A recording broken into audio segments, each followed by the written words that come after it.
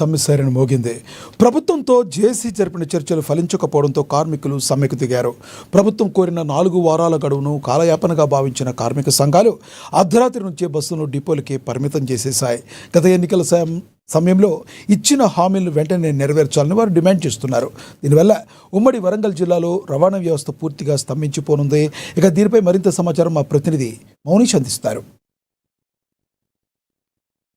ఆర్టీసీలో సమ్మె మోగింది.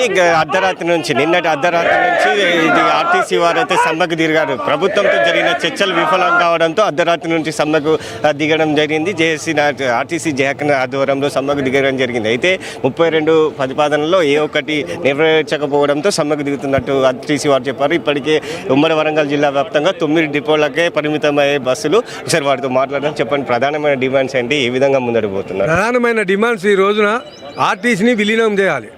రెండోది ఉద్యోగ భద్రత కల్పించాలి. మాకు రావాల్సిన బకాయిలు 17 నుంచి 17, 1, 21, 25 3 పే స్కేల బకాయిలతో సహా చెల్లించాలి. ఉద్యోగ భద్రత కల్పించాలి. ఈ రిటైర్మెంట్ ఉద్యోగులకు ఇంతవరకు డబ్బులు రాలేదు. వాళ్ళని డబ్బులు ఇచ్చి వాళ్ళ పిల్లల తల్లులు కాపాడాల్సిన బాధ్యత గవర్నమెంట్కి ఉన్నది. మాకు సమ్మె చేయాలని సంబరం మాకు లేదు. సమ్మె వల్ల మేము నష్టపోతాం, మా కుటుంబాలు నష్టపోతాయి, గవర్నమెంట్ నష్టపోతుంది. దీన్ని ఇవాళ ఏదో ఒక బస్సు నడతాను, 2 బస్సులు నడతాను గవర్నమెంట్ సంబరపడతాను కావచ్చు, యజమాని సంబరపడతాను కావచ్చు. ఇవాళ కరీంనగర్లో యాక్సిడెంట్ అయింది, ఎందరికో దెబ్బలు తాకినాయి. ప్రైవేట్ ఇచ్చి అనుభవం లేని డ్రైవర్లు పెట్టి నడిపిస్తాను. అనుభవం లేని కండక్టర్ని తీసుకొచ్చి 1000 రూపాయలు ఇస్తే మరి వాడు జేబు నింపుకొని పోయిన చరిత్రలు బాగున్నాయి. అంతకుముందు ఇదంతా గవర్నమెంట్ లాస్ అయ్యే పని.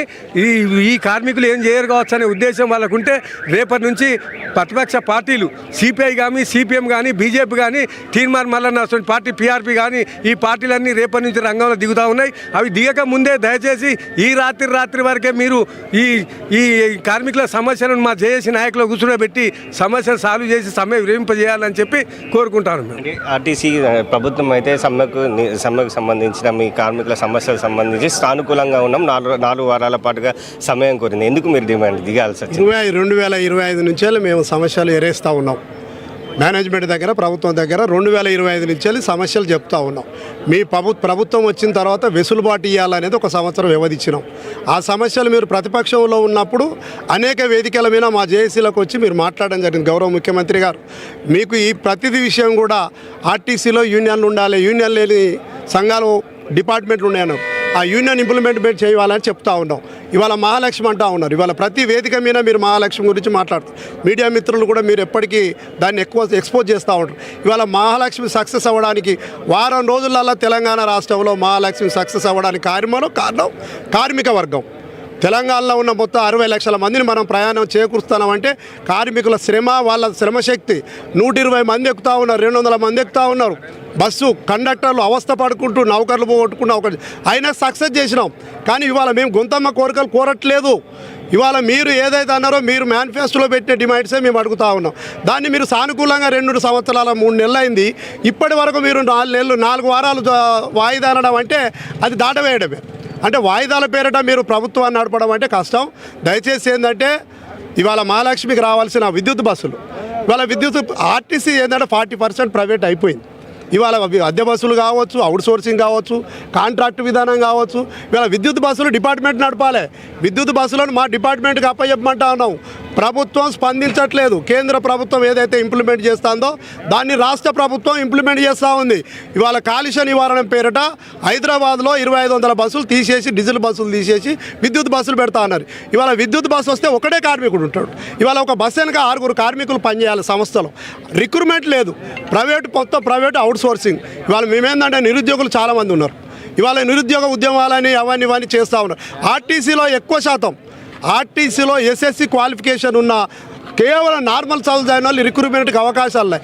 ఆ రిక్రూట్మెంట్ కావాలన్నా, ఇవాళ సంస్థ బాగుపడాలన్నా దయచేసి మీరు కవ్వింపు చర్యలకు పోకుండా నేను ప్రజలకు ఒకటే విజ్ఞప్తి చేస్తూ ఉన్నాం. ఈ సమ్మె మేము ఇష్టపడి చేయట్లేదు. ప్రభుత్వం కావాలని మమ్మల్ని సమ్మెలోకి దింపింది.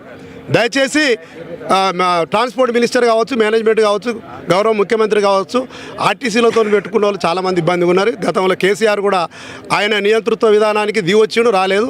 36 మంది కార్మికులను బలి తీసుకున్నా కూడా మేము వెనుకకు తగ్గలేదు. దయచేసి న్యాయపరమైన డిమాండ్లు మీరు సానుకూలంగా స్పందించి సమ్మె నిర్వహణ చేస్తారని ఆశిస్తూ సెలవు తీసుకుంటాం. తెలంగాణ రాష్ట్రంలో ఇది 2019లో ఒకసారి, మరి 2026లో కాంగ్రెస్ ప్రభుత్వం, అంటే ప్రభుత్వాలు మారినా మీ డిమాండ్స్ అయితే నెరవేరుతాయి. ఏ విధంగా చెప్తారు? ప్రభుత్వాలు మారిన డిమాండ్స్ కావట్లేదు అని చెప్పానంటే ఇందులో ఒకటి ఉంది. అసలు మా వల్ల నష్టమేం లేదు. ఎందుకు అనంటే యూనియన్లు రావడం వల్ల నష్టమేం లేదు. ఇది గవర్నమెంట్లో విలీనం చేయడం వల్ల నష్టమేం లేదు. అపాయింట్మెంట్ డేట్ ఇవ్వడం వల్ల నష్టమేం లేదు. ఎందుకు నష్టం లేదు అని చెప్పానంటే మీరే ఇస్తున్నారు కదా. ఇప్పుడు మహిళా ఫ్రీ టికెట్స్ మీరే ఇస్తున్నారు కదా. దాన్ని బట్టి పోతే మీరే అన్నారు నెలకు 360 కోట్లు ఇస్తాను మీరే అన్నారు. ఓకే, ఆ పైసలు కనుక ఏ నెల ఆ నెల కనుక ఇచ్చేది ఉంటే మీరు అన్న 3 PRCలు వెళ్తాయి. మీరు కావాల్సిన 150 కోట్లు మిగిలితే అది కూడా మన బస్ స్టాండ్లో డెవలప్మెంట్ కోసం ఇంకా కొన్ని బస్సులు తీసుకోనికి వీలు పడుతుంది. ప్రతి దానికి పనికి వస్తుంది. కానీ మీరు ఇది కావాలని చెప్పని చేస్తున్నారని చెప్పని మేము భావిస్తున్నాం. ఎందుకు అనంటే 42 రోజులు సమయం ఇచ్చినా కానీ మళ్ళీ మీరు ఇంకా 4 వారాలు గడువు అడుగుతున్నారంటే ఇది నేను ఒక మూట సామెత ఉన్నది. నిన్ను ఏమనలేను పోరా అని చెప్పి అనేది తిట్టినట్టుగా కనిపిస్తుంది మాకు. వాస్తవానికి మీరు మహిళా టికెట్లు పెట్టినప్పుడు మీరు ఏ మీటింగ్ పెట్టినారండి? ఈ వెహికల్స్ వచ్చినప్పుడు ఏ మీటింగ్ పెట్టారు? ఎవరు సంప్రదించారు? ఏదన్నా IPS IAS వారితో మాట్లాడారా? ఎవరిదే మాట్లాడలేదు కదా. మీరు బాస్, మీరు ఇష్టానుసారంగా చేసుకోవచ్చు, తప్పేం లేదు. దానిలో భాగంగా ఇది కూడా చేయమని చెప్పని అంటున్నాం మేము. అపాయింట్మెంట్ డేట్ 3 PRCలు రావాలి. ఈ యొక్క రిక్రూట్మెంట్ జరిగే విధానంలో ఉండాలి. అది మేము కోరుకునేదని చెప్పని, ఒకవేళ ఇట్నే జరిగేది అంటే మాత్రం ఎన్ని రోజులైనా పర్వాలేదు, దానికి మేము సిద్ధంగా ఉన్నామని చెప్పని. మా సమస్యలకు సంబంధించిన తీరుస్తే తప్ప మేమైతే సమ్మెను విరమించము అంటూ వారు చెప్తున్నారు. 41 రోజుల అనంతరం ఈ సమ్మె నోటీస్ ఇచ్చిన అనంతరం అయితే రాష్ట్ర ప్రభుత్వం చర్చలకు పిలిపించి అందులో ఒక్కటి కూడా హామీ నెరవేర్చకుండా మమ్మల్ని నిరుత్సాహపరచడం వల్లనే మేము సమ్మెకు దిగాము. ఈ సమ్మెకు దిగడం మాకు ఇష్టం లేదు. కానీ ప్రభుత్వం చర్యల వల్ల ప్రభుత్వమే సమ్మెకు దింపిందంటూ వారు చెప్తున్నారు. ఈ సమ్మె ఇంకా ఉధృతం చేస్తామంటే